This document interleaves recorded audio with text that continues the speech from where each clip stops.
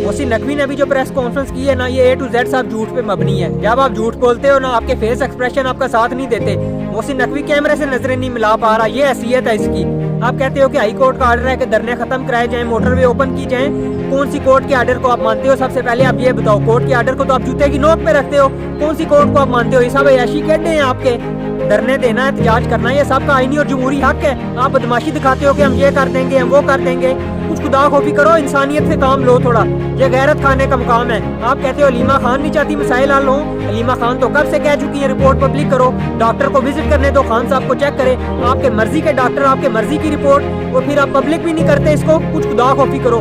9 मई की रिपोर्ट आप अभी तक पब्लिक नहीं कर सके, और आप कहते हो खान साहब के बारे में जो रिपोर्ट है उसको पब्लिक एक्सेप्ट कर ले। पब्लिक कभी भी एक्सेप्ट नहीं करेगी। आप झूठे हो और सदा से झूठ बोलते आ रहे हो। फिर आप अली अमीन गंडापुर की तारीफें कर रहे हो। एक चीज तो साबित हो गई है, आपका बाप और अली अमीन गंडापुर का बाप, दोनों का बाप इस टाइम एक ही है। अब दोनों एक ही बंदे से इंस्ट्रक्शन ले रहे हो। कुछ खुदा खौफी करो। सारी जिंदगी पब्लिक को झूठ बेलते रहे हो, अब ये पब्लिक कभी भी आपके झूठ नहीं एक्सेप्ट करेगी।